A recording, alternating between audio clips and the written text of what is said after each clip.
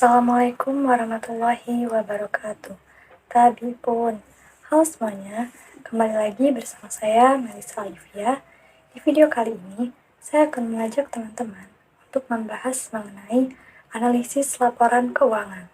Poin-poin yang akan saya bahas yaitu definisi laporan keuangan dan pengaruhnya bagi perusahaan, kegunaan dan laporan keuangan, tujuan laporan keuangan, jenis laporan keuangan, dan metode analisis laporan keuangan. Baik, poin pertama yang akan kita bahas yaitu mengenai definisi laporan keuangan. Analisis laporan keuangan atau financial statement analysis sama dengan analisis yang dilakukan guna menguji keterkaitan angka-angka akuntansi dan tren angka tersebut dalam periode waktu tertentu. Laporan keuangan sendiri menjadi bagian dari proses pelaporan keuangan. Kegiatan ini biasa dikerjakan oleh pihak audit di lembaga pemerintah, firma, akuntan, dan lembaga lain. Tujuannya adalah memastikan akurasi serta tujuan terkait pembiayaan, pajak, investasi. Pada dasarnya, laporan keuangan terbagi menjadi laporan neraca, laporan laba rugi, arus kas, dan perubahan modal. Jenis-jenis ini berguna menjadi sumber informasi. Laporan tersebut juga akan dipakai oleh perusahaan atau stakeholder, misalnya investor. Kemudian poin selanjutnya yaitu laporan keuangan dan pengaruhnya bagi perusahaan. Laporan keuangan adalah dokumen penting yang berisi catatan keuangan perusahaan, baik transaksi maupun kas. Laporan keuangan memiliki beberapa manfaat bagi perusahaan, seperti memberikan informasi yang digunakan dalam pengambilan keputusan, evaluasi usaha yang sedang berjalan, melakukan budgeting dan kontrol internal. Dalam bisnis, laporan keuangan sangat penting karena tanpa adanya laporan keuangan, perusahaan akan sulit dalam mengontrol atau mengelola keuangan dengan baik dan akan menyulitkan pelaku usaha atau perusahaan dalam mengetahui apakah usahanya berhasil atau tidak. Selain itu, laporan keuangan juga dapat membantu pembisnis untuk segera mengetahui apabila ada transaksi atau arus kas yang tidak beres dengan meneliti laporan keuangan, sehingga dapat langsung melakukan langkah perbaikan atau melakukan upaya preventif pada periode berikutnya. Nah, selanjutnya yaitu mengenai fungsi laporan keuangan. Fungsi utama laporan keuangan adalah menyajikan informasi keuangan secara sistematis dan terstruktur tentang kinerja keuangan suatu entitas. Laporan keuangan memberikan gambaran tentang pendapatan, biaya, aset, kewajiban, ekuitas, serta arus kas yang terjadi selama periode tertentu. Poin berikutnya yaitu tujuan laporan keuangan. Laporan keuangan adalah suatu penyajian terstruktur dari posisi keuangan dan kinerja keuangan suatu entitas. Tujuan daripada laporan keuangan yaitu untuk memberikan informasi mengenai posisi keuangan, kinerja keuangan, arus kas yang entitasnya bermanfaat bagi sebagian besar kalangan pengguna laporan dalam pembuatan keputusan ekonomi. Kemudian, poin selanjutnya yaitu jenis laporan keuangan yang dapat dianalisis. Yang pertama yaitu ada neraca. Di bidang akuntansi, neraca merupakan laporan keuangan perusahaan di mana di dalamnya adalah informasi aset, kewajiban pembayaran ke pihak terkait mengenai operasional, serta modal di periode tertentu. Komponen yang ada di dalam neraca adalah data histori aktiva. Data histori tersebut berisi mengenai semua sumber modal atau keuangan, baik dari pemegang modal atau utang kewajiban.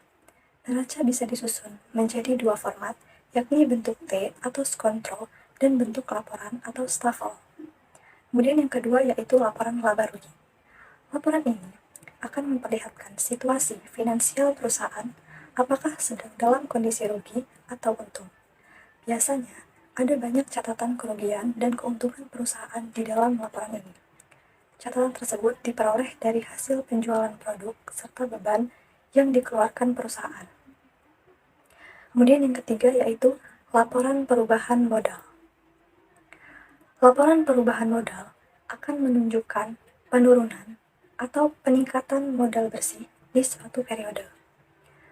Pembuatan laporan ini memerlukan laporan laba rugi. Ini disebabkan karena akuntan harus memperhatikan nominal modal pada akhir periode sesudah dikurangi rugi atau laba perusahaan. Kemudian yang terakhir yaitu laporan arus kas. Laporan ini akan memperlihatkan akuntan atau manajer seperti apa kas perusahaan dipakai selama ini. Ini berarti manajer bisa memantau semua sumber serta bagaimana penggunaan dana perusahaan. Laporan ini termasuk krusial dalam analisis laporan keuangan karena adanya arus kas bisnis. Disebut juga sebagai laporan arus kas. Di dalamnya terbagi 3 kegiatan utama. Di antaranya adalah aktiva pendanaan, operasi, dan investasi. Poin selanjutnya yaitu metode analisis laporan keuangan. Dalam menganalisis laporan keuangan, tentu ada beberapa metode yang dapat digunakan secara garis besar. Ada 2 metode dalam menganalisis yaitu analisis horizontal dan vertikal. Analisis horizontal. Metode analisis horizontal merupakan metode dengan melakukan perbandingan tiap pos yang sama dalam laporan keuangan dengan periode berbeda. Biasanya, perbandingan yang akan dianalisis berdasarkan 2 atau 3 periode lebih awal. Metode ini juga kerap diaplikasikan dengan membandingkan persentase kenaikan dan penurunan pos-pos keuangan dari periode yang sedang dibandingkan. Dengan demikian, periode ini kerap disebut metode dinamis. Terdapat beberapa analisis di dalam metode horizontal yaitu analisis tren atau indeks. Analisis ini digunakan untuk melihat kecenderungan dalam posisi keuangan. Disebut juga sebagai analisis time series. Jenis ini dapat membantu manajer dalam memutuskan bentuk kinerja perusahaan dari periode ke periode. Kemudian, analisis sumber dari modal kerja teknik. Analisis laporan keuangan ini umumnya dipakai bila ingin mencari tahu sumber serta alokasi modal perusahaan, sekaligus faktor yang memberikan pengaruh saat terdapat perubahan. Kemudian yaitu analisis perubahan laba kotor. Metode ini digunakan ketika perusahaan ingin mencari tahu faktor penyebab dalam perubahan laba kotor dari periode ke periode lain. Kemudian analisis sumber dan penggunaan kas. Analisis ini biasanya dipakai ketika perusahaan ingin mencari tahu kondisi kas sekaligus faktor penyebab adanya perubahan dalam kas di suatu periode. Lalu yang kedua yaitu analisis vertikal. Analisis ini kerap dipakai ketika melakukan perbandingan terhadap pos keuangan berbeda di suatu laporan yang sama dan di periode yang sama pula. Metode ini kerap dikatakan sebagai metode statis. Dalam metode ini terdapat beberapa analisis, yaitu analisis common size. Laporan yang akan dianalisis umumnya ialah laporan neraca dan laporan laba rugi.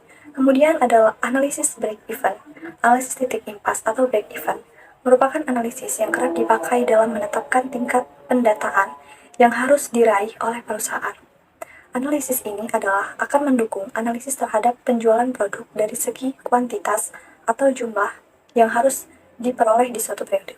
Kemudian ada analisis rasio keuangan, berfungsi sebagai tolak ukur dalam pengambilan keputusan strategis di periode selanjutnya, serta meninjau kembali perihal sumber daya yang memiliki perusahaan. Terdapat 4 indikator dalam melakukan analisis rasio keuangan, yakni sebagai berikut. Yang pertama yaitu rasio likuiditas. Rasio ini berperan dalam mengukur kekuatan perusahaan dalam pemenuhan kewajiban jangka pendek melalui perbandingan efek, kas, serta hutang-hutang jangka pendek. Kemudian rasio solvabilitas. Rasio ini berperan dalam mengukur kekuatan perusahaan dalam pemenuhan kewajiban jangka panjang melalui perbandingan semua beban utang terhadap modal atau aset. Kemudian rasio profitabilitas.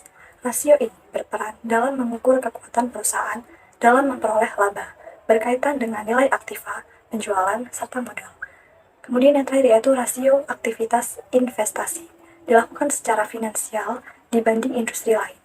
Analisis ini dapat memudahkan manajer keuangan dalam melihat ada atau tidak penyesuaian finansial yang harus diterapkan.